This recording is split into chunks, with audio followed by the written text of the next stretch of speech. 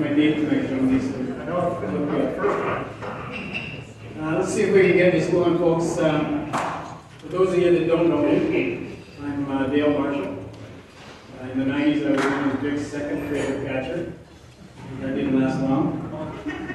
Before we get going, though, I have a few announcements that I want to make. Can everybody in the back hear this? Good? A little bit more. I'm going to make a couple of announcements first. Tanya has created a share memory table, which I believe is just outside this door here. There's cards there for you to sign if you choose to do so. Include a favorite memory of Tim if you choose to do so, and drop it in the box before you leave tonight. Tanya is also going to create a video link and a recording of today's get-together. She told me that I would have got a haircut, but she didn't tell me, so it's going to be recorded, and it's going to be downloaded on the Eventbrite site for anybody that wants to go and have a look. So if you take any photos today of friends, of gathering with folks you haven't seen for a long time, and you want to share them, you can upload them to the Dropbox link via the Eventbrite site, or you can send them directly to Tanya, and she'll include those for everybody to see and share. There's also a table at the front door as we came in with some cards and some keepsakes for us to take home. Grab one of those before you go as a little keepsake of our friend Tim. There are a few of Tim's friends who have indicated in advance that they want to get up and say a few words today. Tim's family, I know, is very grateful for that, and we're all very grateful. If anybody else wants to get up and say a few words after the last speakers, try and let me know, or come up and tap me on the shoulder, because Tanya is going to start a video at the end of the speeches and at the end of the tributes. When that is done, then the plan is to allow everybody to mingle, share some laughs, remind ourselves why we're here today, and that is to remember a good friend. Everybody's here for that reason, and it would be a nice opportunity to get together and catch up and tell some good stories. And I know from all the ball players I've been talking to, there's a few that have started already. In talking to Todd last week and Tanya today, today is about remembering our friend Tim and remembering him at his best. We're here because there was something about Tim that we all loved, and there was lots of things to choose from to love about Tim. And the one thing that I found as a consistent, constant, and something you could count on is that Tim, no matter what we do, would make you laugh, make you smile, and do his level best to embarrass you if he could.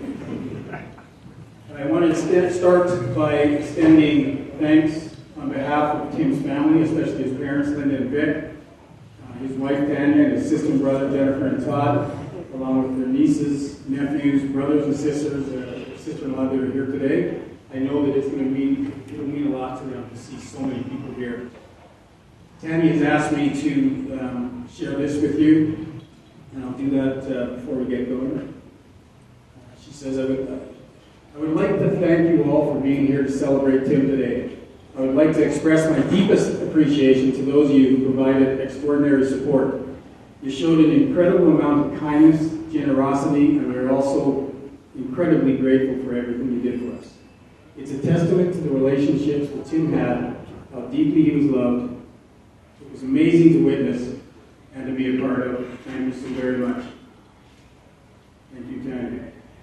So, to get going here on the more fun part, I was asked by Tim to speak here today. There's a lot of faces I see here, and a lot of you that I know that knew Tim a lot longer than I did. A lot of you had a very special, close friendship with Tim, and we're going to hear from a couple of you. But I was asked by Tim to speak in a way that only Tim could have pulled off. I received a very personal, very touching text message with him telling me what our friendship meant to him and acknowledging that things weren't going well for him and asked me to speak on his behalf when this day came. That text message arrived on my phone early one morning, about 2 weeks after he passed away. And apart from being quite alarming, it does make you sit up in bed very quickly. To see a text from a friend who I had to remind myself and confirm in my mind that he had been gone for 2 weeks when that text message came in. I think that was Tim's way of trying to get the last word in.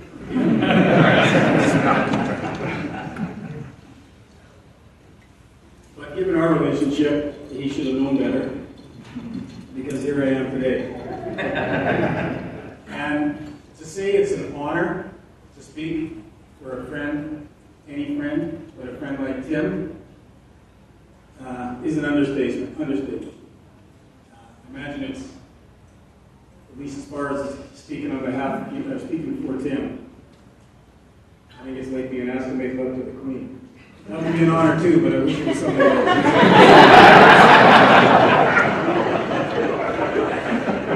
Tim was too young to leave. And the Tim that I knew enjoyed life far too much, and I know there were things he still wanted to do. In all of my chats with Tim over the last year, since his diagnosis, he expressed to me nothing but a positive outlook and expectation he was going to beat this illness that took him way too soon.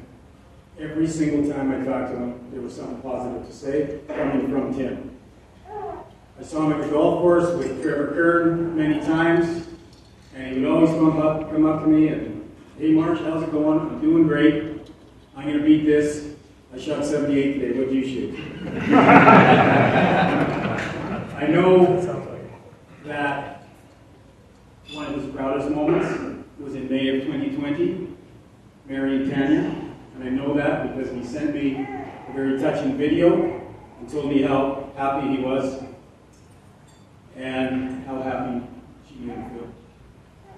But we're here today because we shared something with him, all of us. There's no denying that Tim was a character.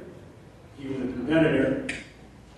He competed in everything he did. Those of us that played sports with him, played cards with him, it didn't matter if it was baseball, hockey, golf, cards, or being in first in line at the beer garden. Tim had to be here. That's the Tim that I got to know when he was quite young. But he also brought to that competitive side of him a smile, a mischievous smile, and one that you wondered what was going to happen next. But he always had that smile, at least in my experience with him. For me, our friendship had what I think I can describe as 3 different phases. We were competitors when we first met. He's 13 years my junior. I met him through fastball. I was 31 or 32 years old, catching for Tower Friends with some of my teammates that I see here today.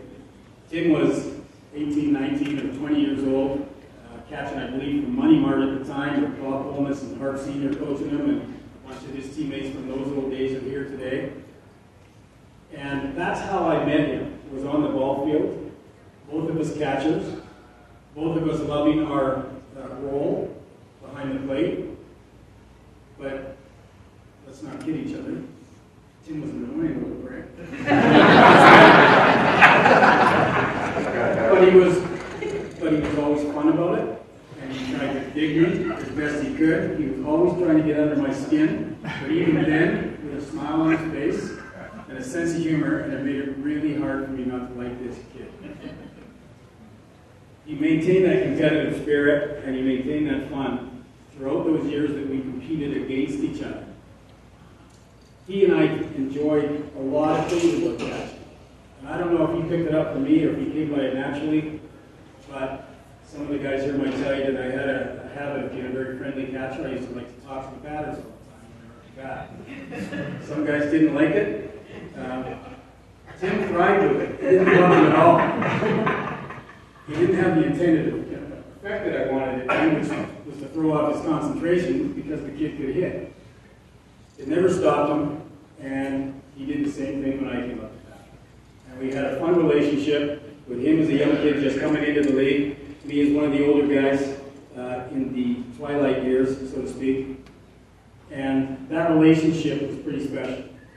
We had a few talks when he was young about maybe Tim try doing something different so you don't piss the umpires off. Try to get the umpires on your pitcher's side and those types of things. And he always enjoyed those chats, and so did I.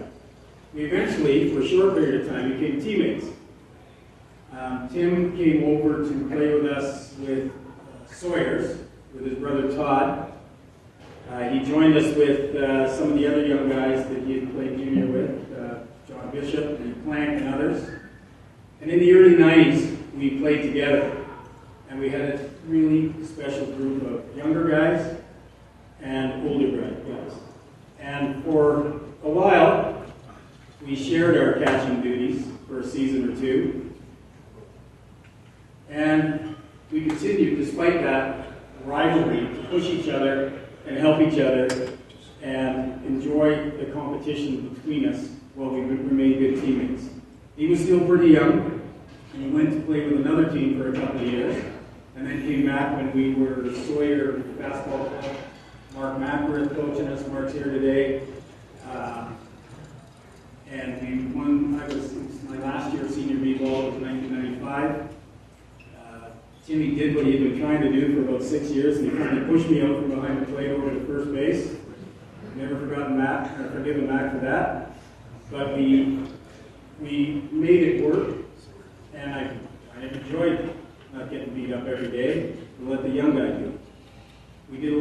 We continued to talk a lot about the role of the catcher and expectations. And our conversations often reminded me of the story of the old bull and the young bull, which I won't tell here. It's something you probably know what I'm talking about. I know Trevor does. Needless to say, Tim was the young bull that wanted to go full speed ahead all the time. In 1993, we went to Whitehorse with the Western Canadians. All those young guys that I mentioned a minute ago were there. And it was a pretty special group, as I say, with a group of younger guys and a bunch of older guys like myself, Paul Comte, Robbie Caldwell. And from the moment we got there to our rooms, before my roommate and I, Damon Jones, before we put our bag down, Tim and all the other young guys thought they got us, because they managed somehow, I don't know how, to get into our room before we did. And we walk in still carrying our luggage, and the phone is ringing, and I put it to my ear, and sure enough, it was full of hair gel. I knew exactly who had done that. And they thought that was pretty fun. And the next 5 days were much of that. Well, we played good ball that weekend. We competed.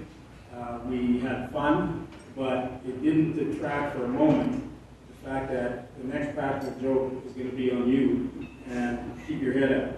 And that happened all weekend, all 5 days, and there's still great stories that have come out of that.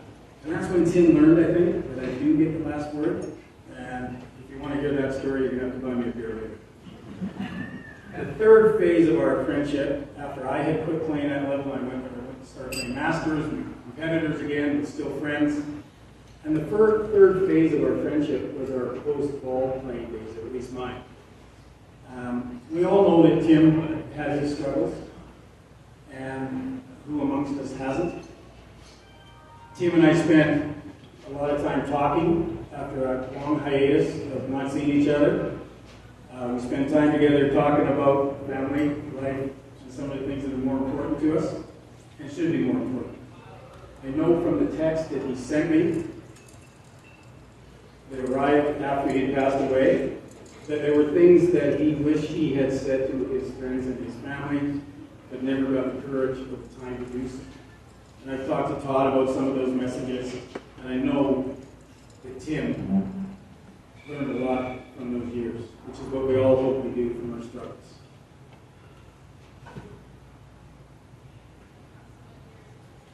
Before we go to some speakers, I want to finish off this talk about our friendship and our relationship, and finish by saying I'm not a follower of any particular religion. I don't know what's out there for us. None of us do. But if there's somewhere where we all pass and gather with friends, and if that team has a ball team, I know Tim's catching. I know our good friend Reggie King is at first base. Purple player. Purple player. And I know that leaves me nowhere to play. I'm going to do my best to delay joining that lineup for a little while. But hope to, we all love Reggie. But hope to do so again. So there are several people who have indicated that they wanted to come up and speak, and I want to pass the mic over to them. The first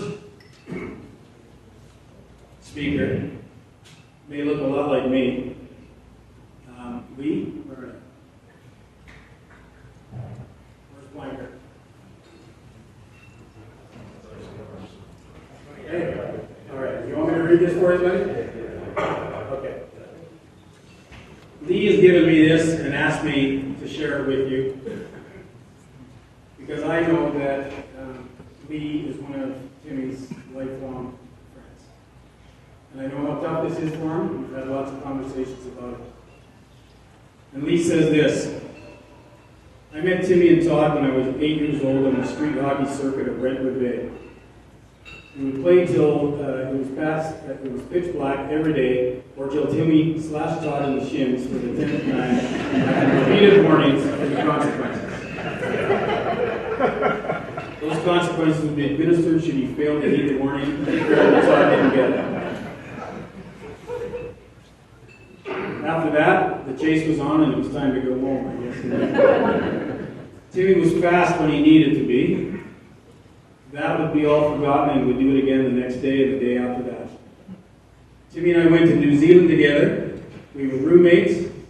We played for Money Mart together and then got called to play for Tower Fence, and that was a big deal for us, and that's where I watched him start to come into his own.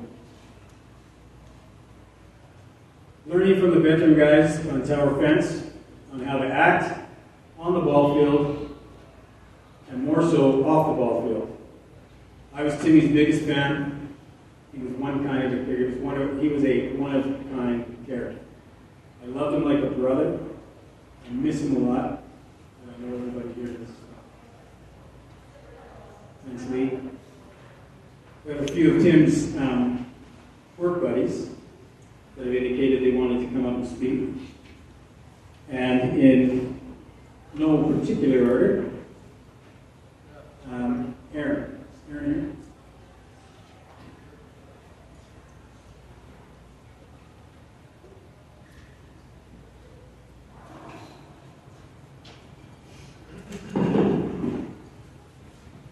There's going to be a few common themes to these speeches, I think.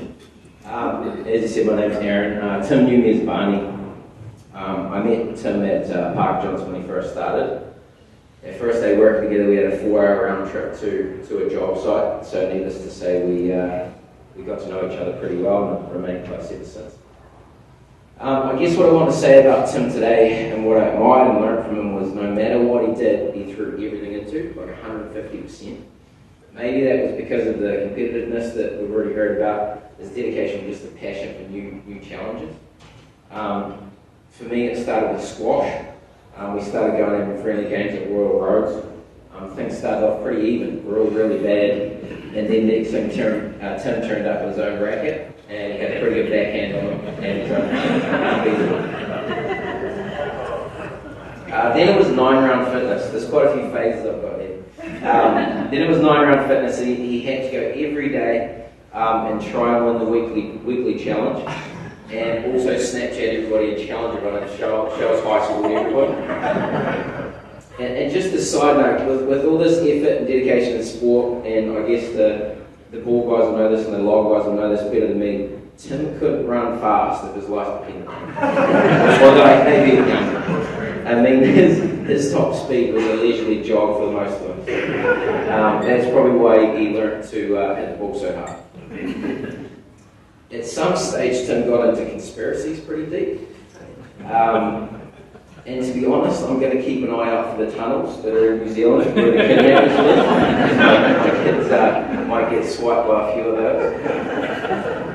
Bowling was next, which started off again friendly. We both bowled in the mid-hundreds. And then Tim turns up with his own ball. He has a high score of 236. That's not enough. He has to write 236 on all his tools to get out the job site.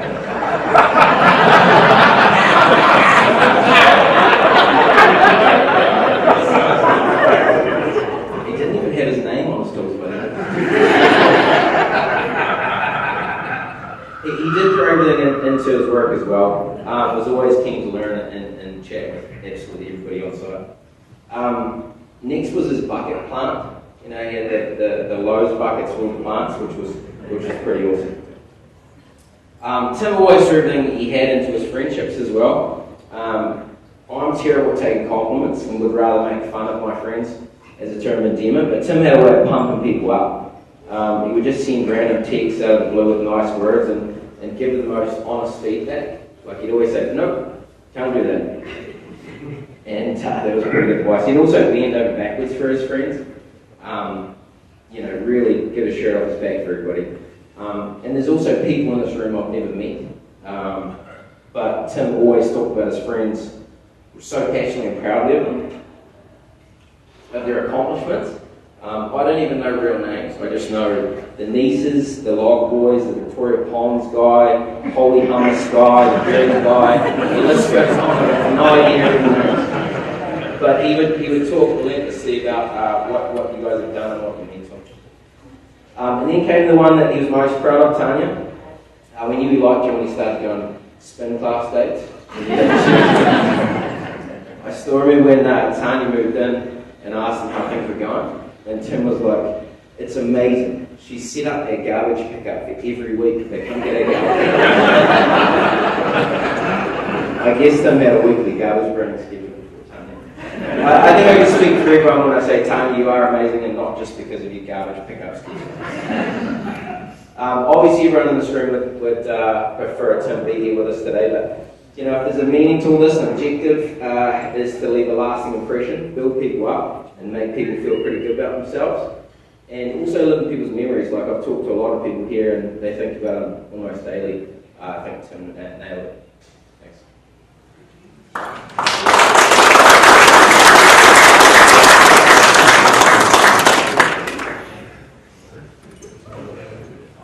I think Aaron's right. There might be some common themes going here. Another one, Timmy's co-worker, Nick Gammett. Can you say a few words?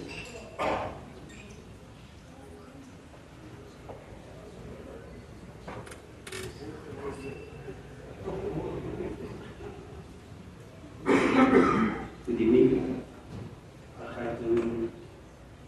I'll try to hold this.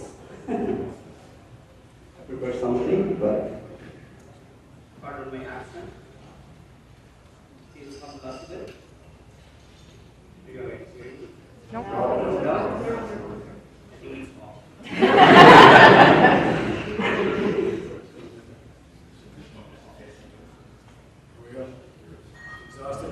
How about that? It's a little bit long, longer than but I don't know if you guys can understand it with my accent. My name is Nick. I met Tim at Parker in Johnston. We work side by side.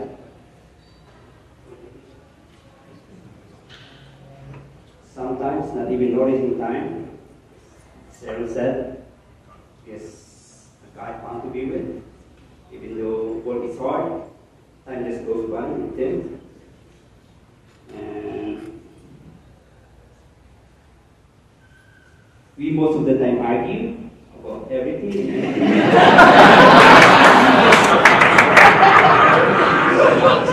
About screwing it off or screwing it on. And it's always is the better for him, which is, I don't know. He always talks about his bumblebee, which is, he said, it's better than my Red Devil. For you guys who doesn't know about it, it's a D-Walk in Milwaukee comparison. Yeah, he'll joke about that. My Milwaukee has a D-Walk brain inside it.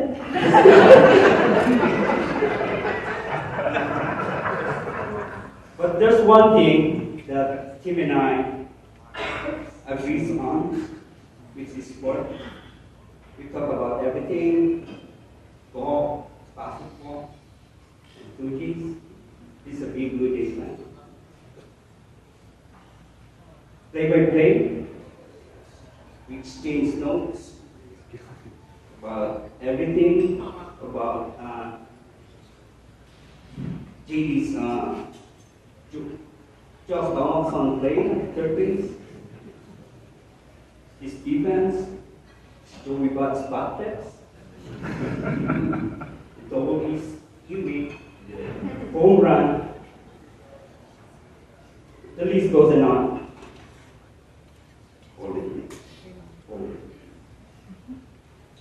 So I got some points of memories with them. One funny part, we were working at Target Mall, the Target store at Hillside Center. So he uses the 40 John.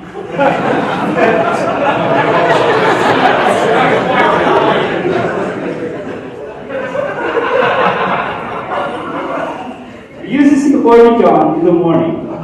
He sat there without even checking what's in it. He sat on the crab, not even noticing it until he's finishing his business. And then he came out the pond.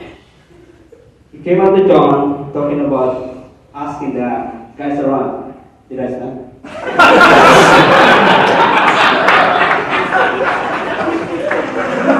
So he went home without his undies, because he uses his undies.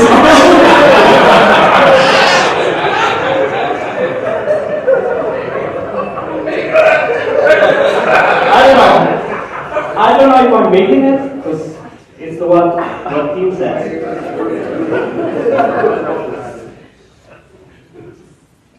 Another point, or another topic, was, pardon my accent, with the P and F, it's gonna be interchanging. Especially when I'm nervous here. So, we got sent to work in Prince Rupert, up north. So, we're driving from Victoria to Prince Rupert. So, I was driving the other truck, and he's driving the other truck. And I was like, hey Tim, how about you eating dust behind there? Oh man. I was like, did I say something wrong? Because we're driving from Prince George to Prince Rupert. Tim is like blazing speed. All the curve, I was like, slow down, bud, slow down. So one weekend on that trip, we went fishing on Skinner River. It's like, this is my dream, this is my dream. I want to do this, I want to do this. Okay. So he talked with the local guy and set us up to go fishing in Skinner River. So we line up on the river with fish balls on the river, and then the locals catching nothing, and Tim is pulling up a big spring salmon, mid-July. Everybody's like, who are you? And Tim's like, with all his bragging and so proud, it's like, I'm the Skinner King. I'm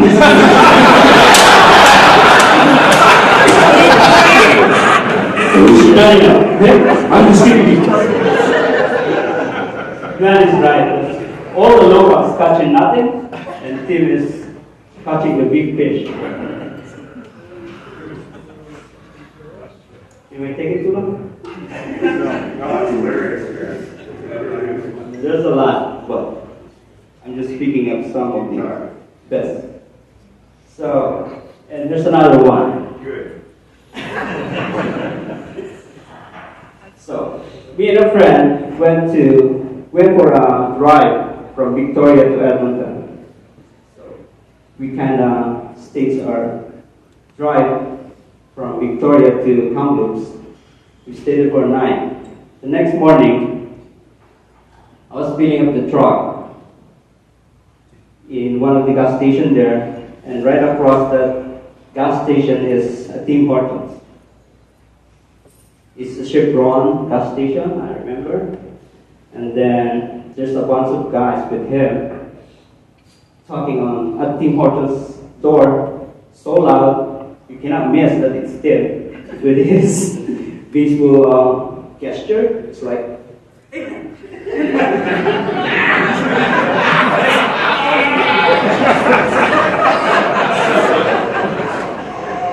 turn up again.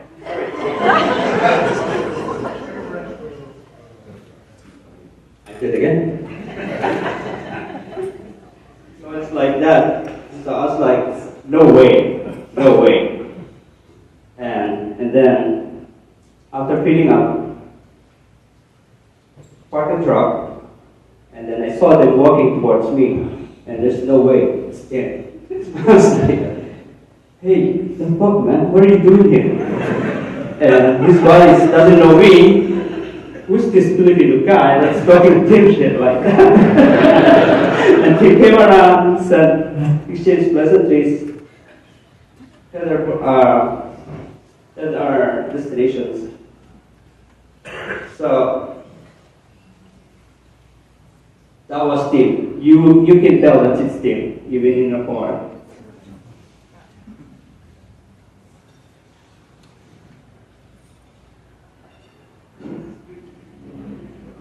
I was trying not to speak about the C part or the cancer treatment, because we were told when he got diagnosed that let's give him space, blah blah blah.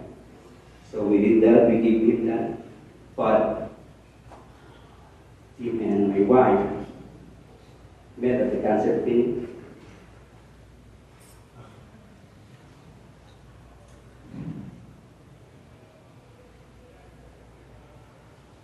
There's no way. It's like everything. Lots of good people at the cancer clinic, anyways. My wife is testamented. He survived. We the Tim also did, but it's the other way. Anyways, that Tim bond us more, Tanya and us, didn't start.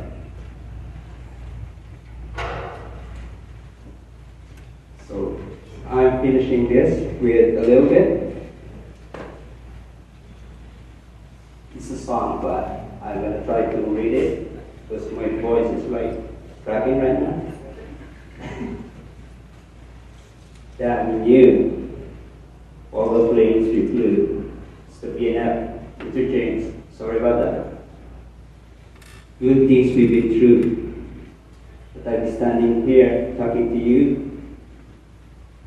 But another path. I know we love to hit the road and laugh. But something told me that it wouldn't last. At the sweet song. Look at things different way. Look at things different. See the bigger picture. Those were the days hard work forever pays. Now I see you in a better place. How can we talk about family when family is all that we can? Everything I went through, you were standing there by my side. And now you can be with me for the last ride. It's been a long day without you, my friend. And I'll tell you all about it when I see you again. We've come a long way. Yeah, we've come a long way, Tim. From where we began. Oh, I'll tell you all about it when I see you again. When I see you again. Rest in peace, brother.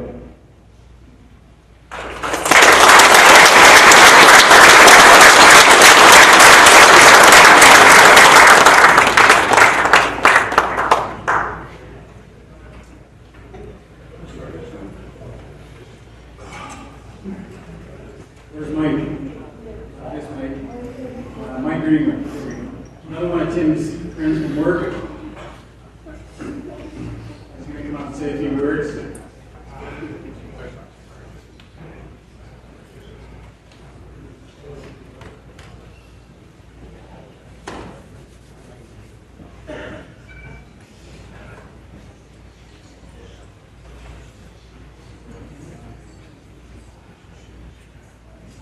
Hi, I want to introduce myself. My name is Mike Greenwood, and I was a close friend of Tim's for many years.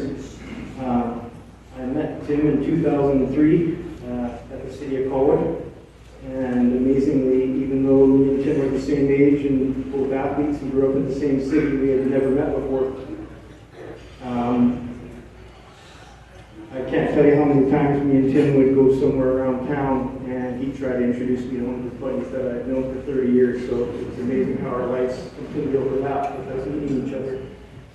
Like Tim, I'm a competitor, and I'm committed to just about everything I do, so me and Tim were a perfect team the day we met.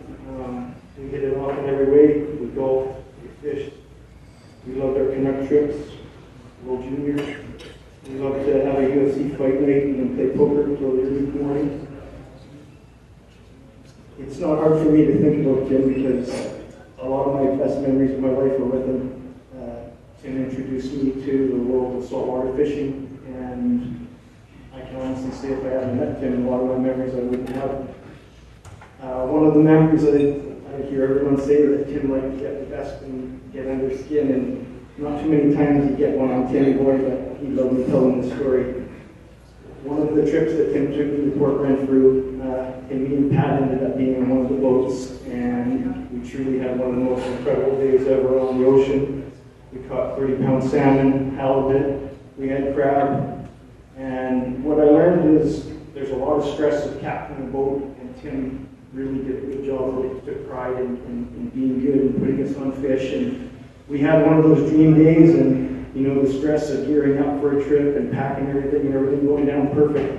On the way in, Tim decided that, hey, we had that perfect trip and he was going to relax. So without me and Pat knowing, Tim decided to have a drink. And the only thing we didn't know was Tim's drink was going to be a 26-year Southern Comfort. Looking back on my picture turning around, looking at Tim's smile, it's quite evident what had happened now, but at the time I kept thinking, why is he looking at me like that?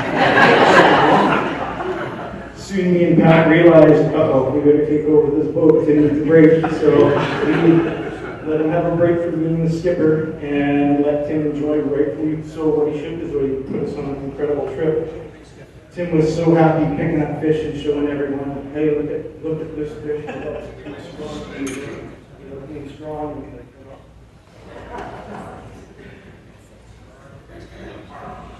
He loved being strong and lifting up all the fish and showing people. So, you know, we were fairly concerned about that many 30-pound fish being lifted up to show everyone, but nevertheless, Tim was having a great time, and we were going to let him. One of the last times, though, he decided to do it. He lifted up the biggest fish, and I guess there was so many slime and scale on the deck that he took a total face plant into the fish well. At one point, I can remember Tim looking up at me, and he had a salmon right direct in my pocket. He was slippering to try to get out, but we all were having a great time, so it was all good. When we got to the wharf, all the other boats we were with and everyone were coming in, and Tim had no idea he was covered from head to toe in scales, and his son was hitting him so perfectly. He had no clue, and we all said, oh, Tim never gets on the wrong end of this kind of stuff. So we let Tim enjoy greeting every people that came down the wharf for the next hour and a half.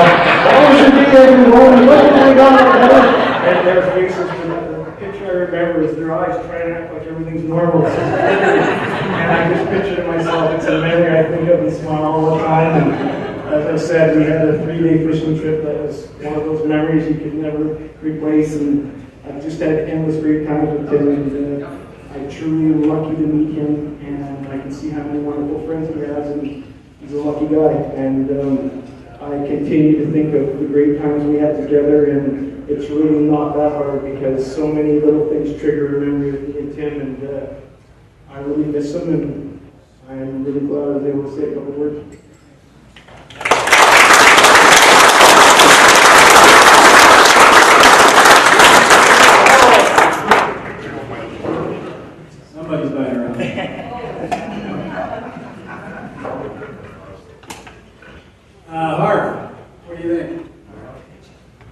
Bart didn't prepare anything. He's got years of experience in making stuff up. Retired from the Victoria City Police a couple of months ago. And I played ball with Tim when they were very young, and I'd like to tell them all about that. Gail's still doing legal aid work if you want to call him. Maybe get a cell phone. It's an honor to be here today to speak about Tim. I first met Tim, I was young, played hockey. He played for Peninsula. I played for Wandafuka. Wandafuka didn't win many games, but when we did, it was against Peninsula. That was well before Jamie Benn, I'm going to tell you. They had the worst players ever. So it was really good to play them because you got points. You got a couple of wins. It was nice. But we had two guys on Peninsula that were like Waldorf and Statler from the month. And that's Lee Blank. Those guys chirped you from the moment you started the big stuff. And then I didn't have an opportunity to be around him. He played softball. I played hardball. My grade 12 annual said that softballs were soft people. But yet, I ended up playing softball. And I played against Tim. I had the opportunity to come. I played for the athletics. Timmy played for the Money Bar Junior. And I was super competitive, but fastball, from going from like hardball to fastball is really hard. It's not the same game. You can't hit. And that's really hard when you play against a guy like Timmy, who's the catcher. Because he lets you know it. A lot. And I remember him and that little voice saying, like, I struck out, strike three looking. And he says, "Hey, Hunter, can I help you?" "Are you just looking?"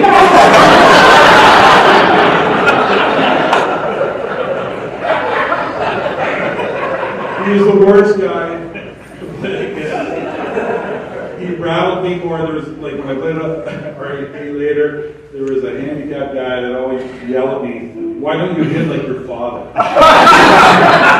Timmy rattled me more than he had anybody else. So we were in the semifinals. We had to beat, it was Money Bar versus Athletics to go play Ricky Smith in Vancouver.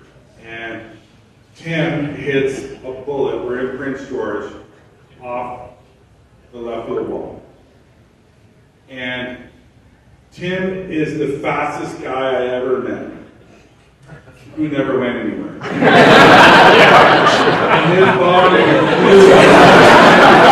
but it's just not going nowhere. And Herbie relays it home, and I have him out by half a base. And he tries to run me over. And this is good for me. Like and I had a technique that I learned, and I flipped him, and he hit the back of the backstop.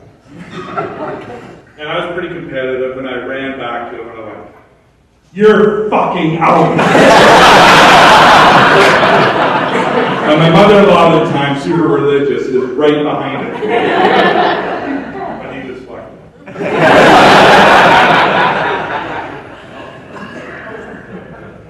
So, moving on from there, he really got along with a lot of the guys from Money Mart. Then we all joined Money Mart, and we went on some trips. We needed some extra guys. So we had the ability to bring Lee and Timmy.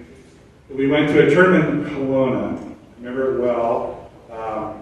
Todd would remember it well too. They brought out the bat, where we all struck out a bunch of times, and they made this big bat with a big hit.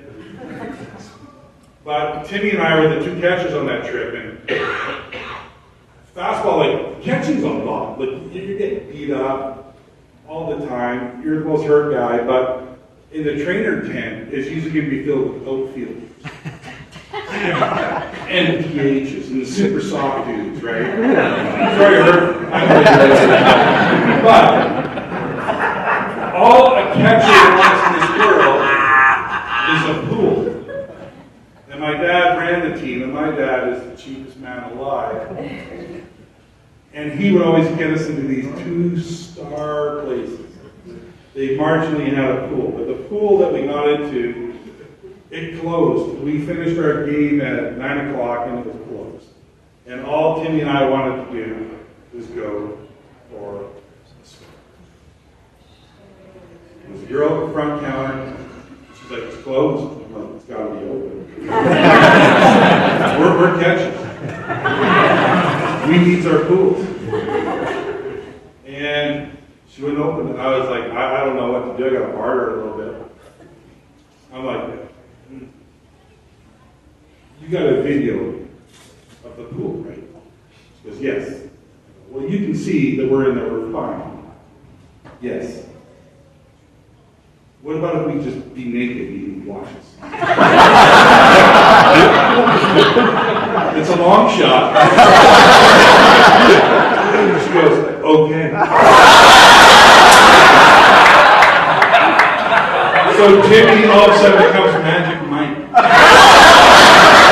And I'm going to tell you the helicopter almost got air. So we got that pool 2 nights in a row.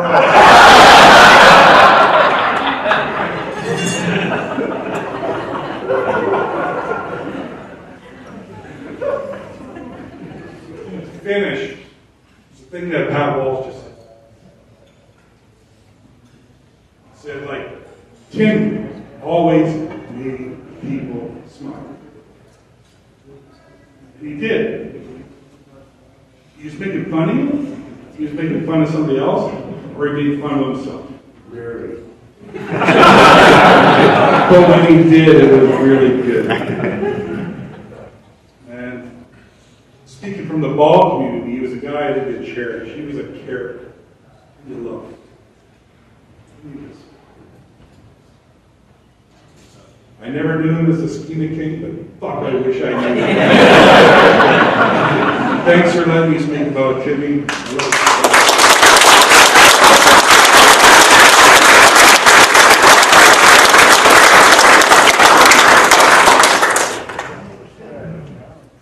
So everybody's getting the picture now that catchers are not only the most well-loved guys, but the most fun. So now we're going to hear from one of our former pitchers, Trevor. Come on up, buddy. Trevor pitched on the mainland for many years. His father was here long before him, pitching to Harvestad. And Trevor played with us the last year that I played b-ball, when we won the Westerns at Athletic Park here in Victoria. The year that I got shoved over to first base. And Trevor has a long-lasting friendship with Timmy that he wants to share with him. First, I'd like to thank Andy for inviting me over for this and the mainland. And I want to say I'm sorry I have Andy and the Scaber family for losing me. Can't hear me? There. You know, I'm sorry for losing Timmy and the Scaber family too soon. Anyways, Timmy always talked about Tanya, and I never met her. And I raved about her, bragged about her, and she must be a pretty good girl. And I met her, and I thought, she is the way she treated him and looked after him. I want to thank you for that. Because you looked after our buddy, your husband.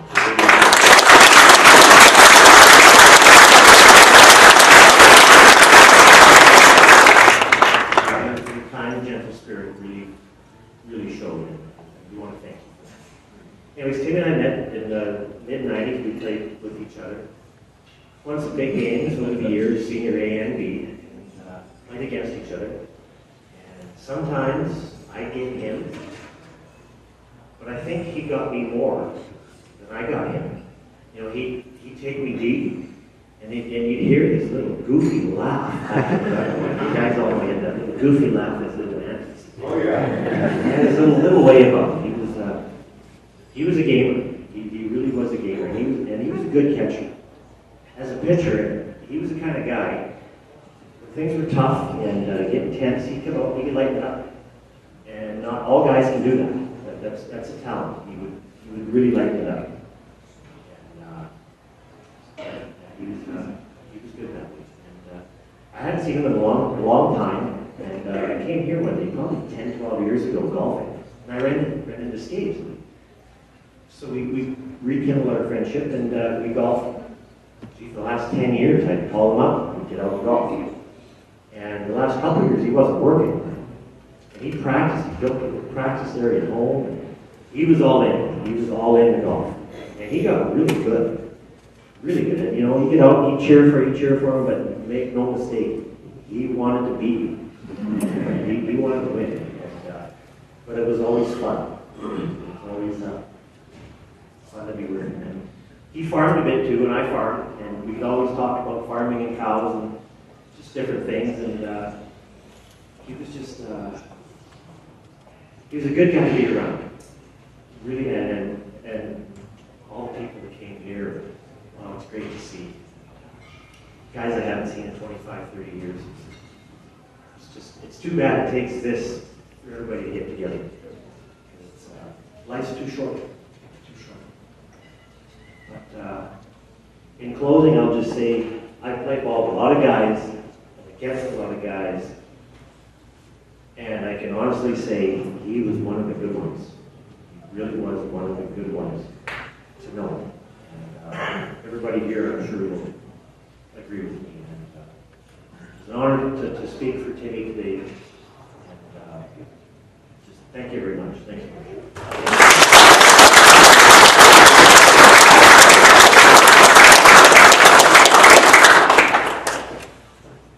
We've got one more speaker, but when he and I last spoke, he was going to ask me if I wanted to read it for him. His brother Todd. I'm going to talk for a minute, Todd, while we find it on the phone because it's not coming through on mine. You can pull it up. And those of us that knew Timmy growing up, certainly knew Todd. And when I met Timmy, Todd was his big brother. And he was there to protect him. And he did. Timmy and I had a competition going as catchers. I knew which side Todd was on, because he made that very clear. One of my best memories about the Scaber brothers, though, was one year that you guys were playing for Herb Weatherall with the Royals. It was the last game of the year. Our coach gave me a break to do something funny to give everybody a laugh and put me to second base, and Rapper was catching that game. Reggie King at first. Todd on first base and Timmy up the bat. The ball hit to my right that I picked up, tagged second, threw to Reggie at first, and I'm probably the only person here that got both Scaber brothers. You're supposed to be helped by Claire. Hang on.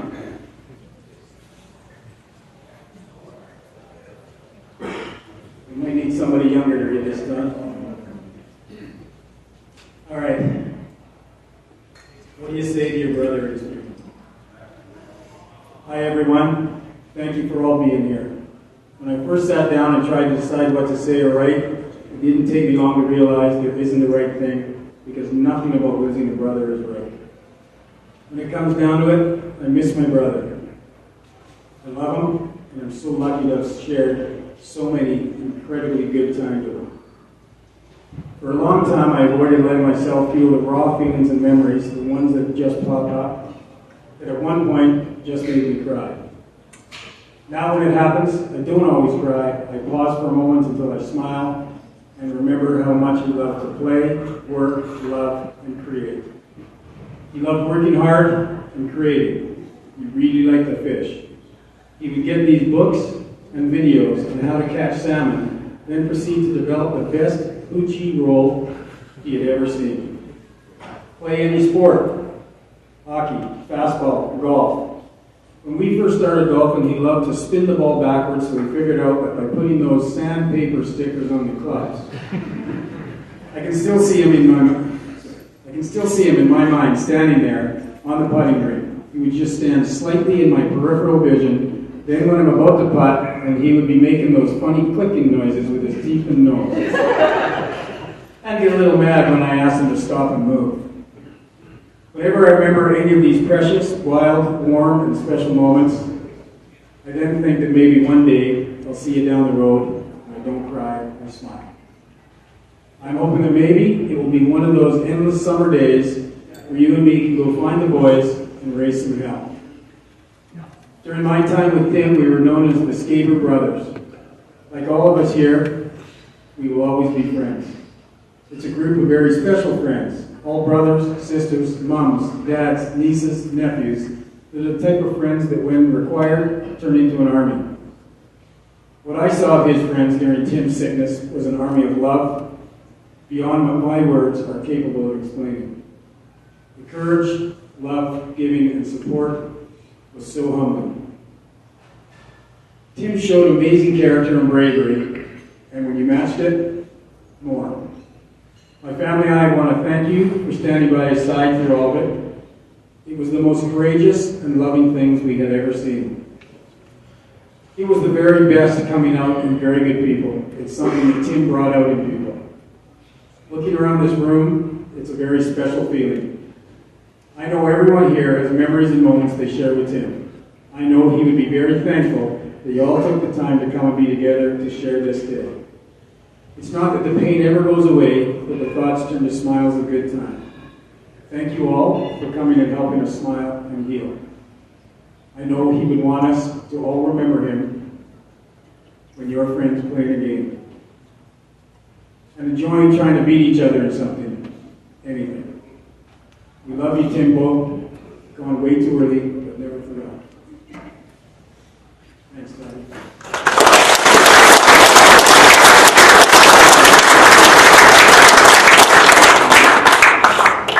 Tanya was going to cue a video tribute, and I'm not sure if that's up and ready to go. If there's anybody else that wants to get up and say something, maybe right now. Sure.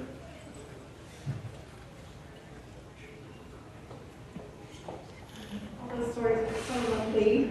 I cry. There's a few stories to share. Braden's wife, and when we were first dating, I was so nervous because I loved him so much already. I was that girl, and he was telling me, Braden was telling me about his, you're gonna love him, he's so funny. I could see that he was a bit nervous for me meeting him, so that made me more nervous, and I really liked this guy, so I was like, oh God, what am I getting into? And all I remember was sitting down, Tanya was there at the table over dinner, and he had a really serious look on his face. I'm like, oh, who is this guy? So I sit down, I'm like, hi, I'm Keisha, I'm Braden's girlfriend, so nice to finally meet you. And I sit down and he looks at me, he's like, yeah. He's like, I want you to meet him. And he starts to mime. So, there's only one thing you need to know about Braden. He's like, I don't care anything about you. I was like, great. He's just like this. That's what you gotta watch out for. Oh, okay. And then he proceeded for almost 3 hours to tell me what a horrible mistake I was about how many times he had sleepless nights sleeping next to my husband, who was a terrible snorer. And anytime we got together, oh, this time, kept the whole room moving. Here, look out here. Let's go in.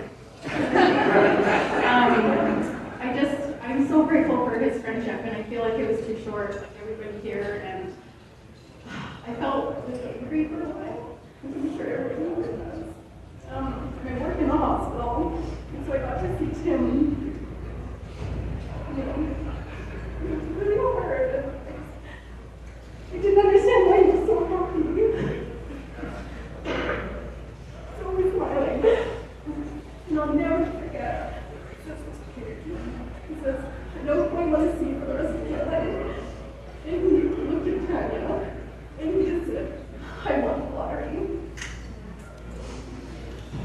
I've never seen him more happy and more flowing and told him when he was with Tanya. You know, half the time he was making fun of her. And I remember when he told us he wanted to marry her, he brought my husband and I and his son out,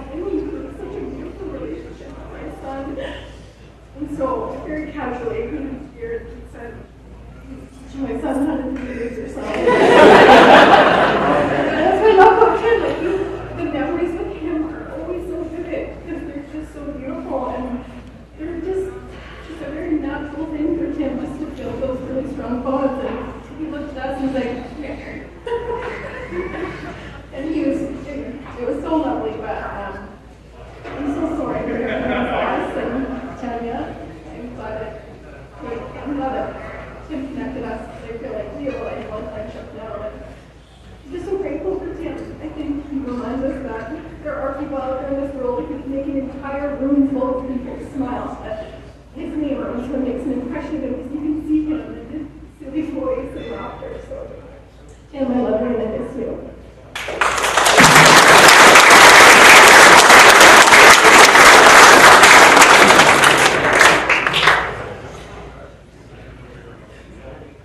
So, Tanya, video ready to go? No. Okay.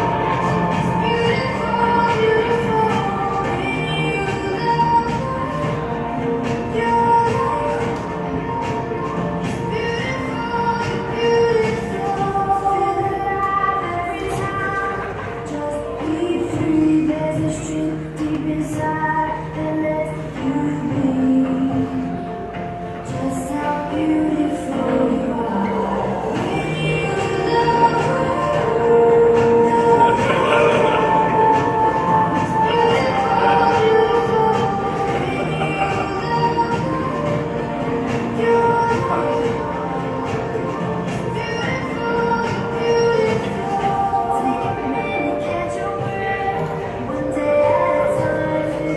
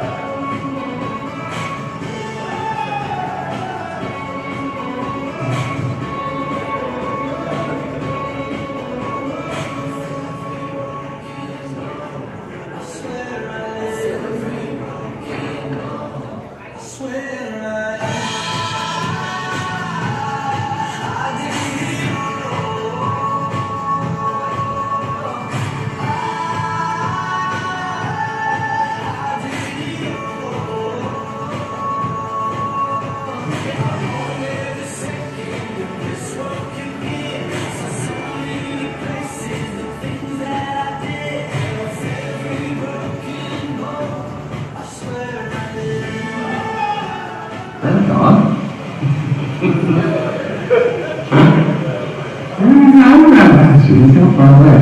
I fucked him up with the wrestling match.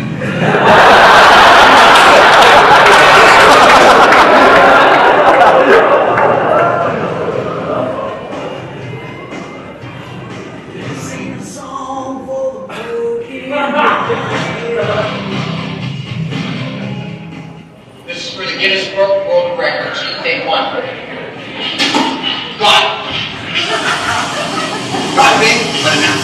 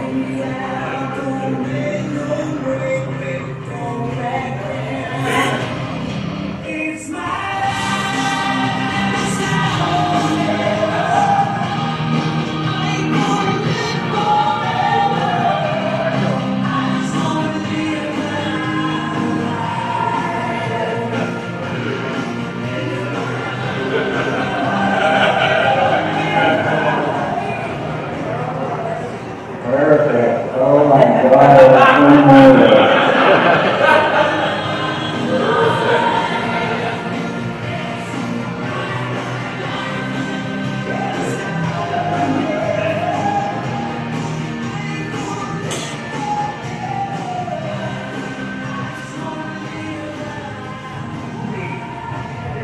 You like that one?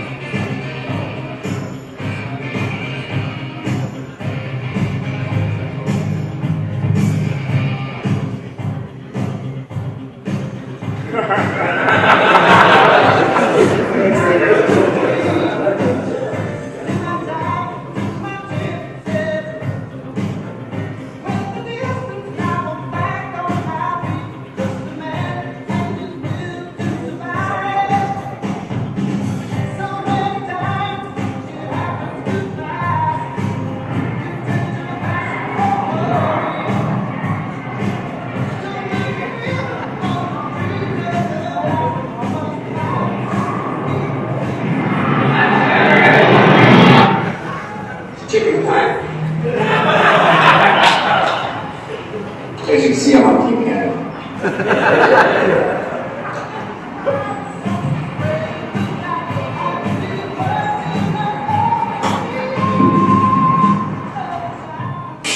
Take one.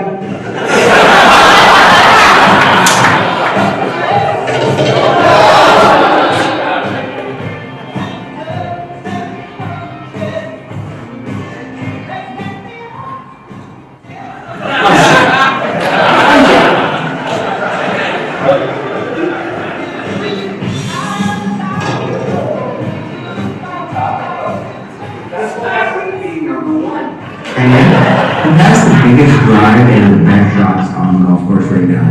You do. Do what? Yes, you do. Say hi to Keisha. Right. Say hi to Brady. And that's Tanya. Hey. Yes, you. Who's the champ on King Kawhi? You are going to be the champion. Thank you, man.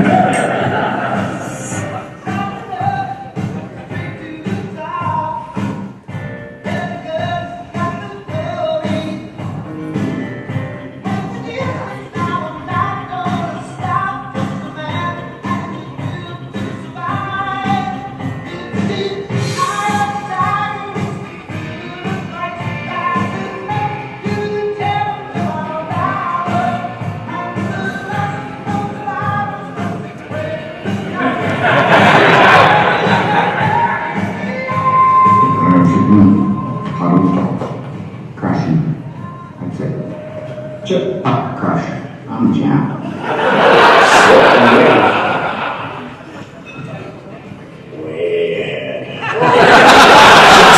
When Slope Dome won me this jacket, I get a part of you guys double. What do you think, Nick?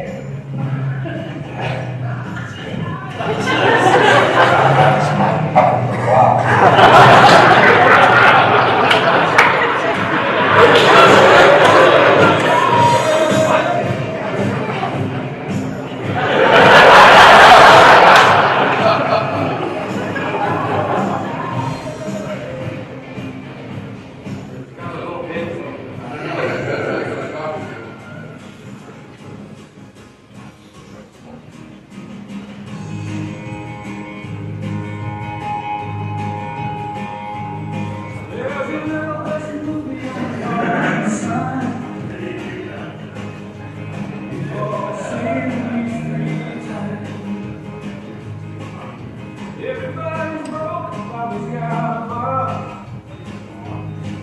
$100 worth of gas in his pickup truck.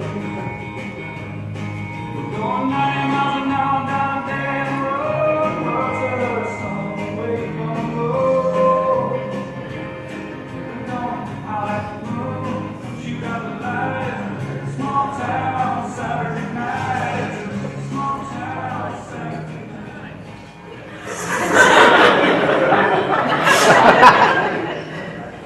This is 72 jacket. What do you do today? I got my Penn State jersey on. So done. Thank you. This is my dog. Or at least practice for you? Oh yeah.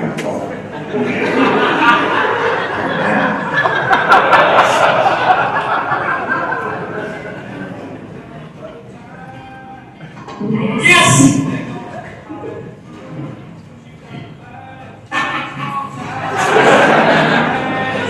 Small town Saturday night.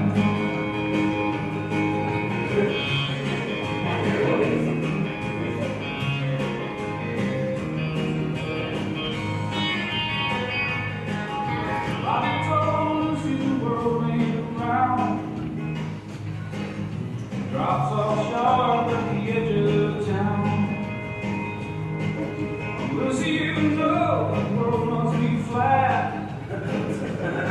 Cause we see the town that never comes back.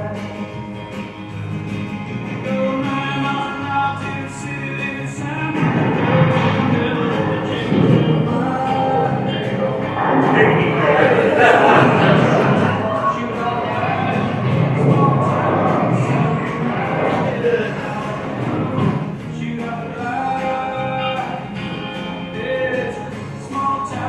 Saturday night, it's a small town.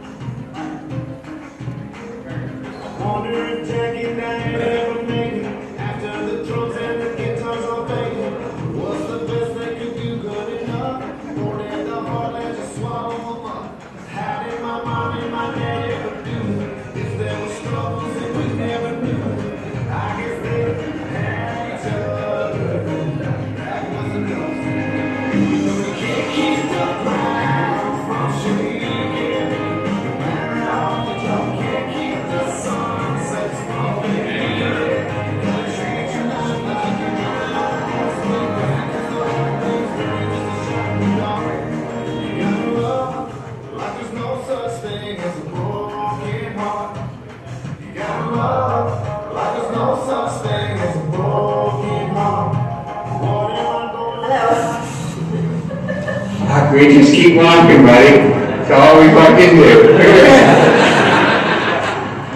Look at that one's in.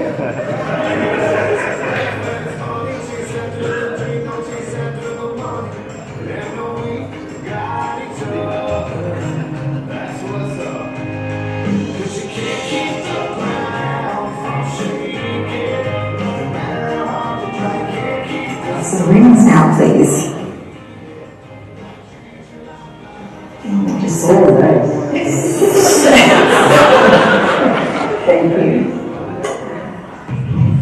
Hey, I fucking look good.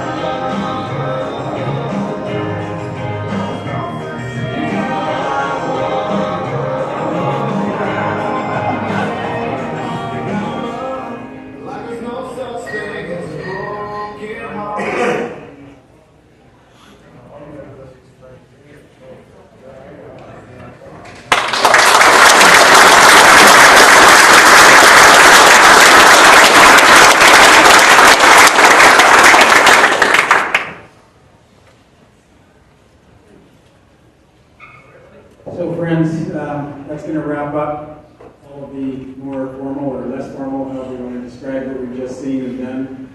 There's really not much for me to say after watching that, except to ask everybody who has a glass, that didn't get knocked over by the biggest guy in the room. If you don't have a glass, clap your hands, show the cheer, and let's have a toast to it. Thanks, Bill.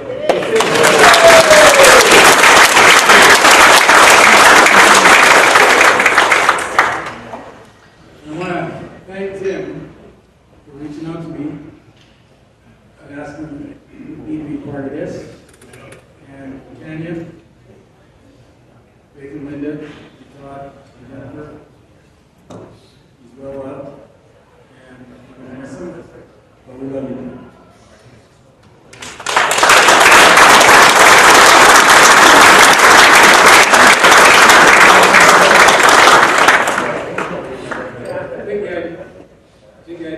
The chairs are going to be moved, and there's some food on the other room, and a chance to mingle and share some more good stories. Thanks, everybody.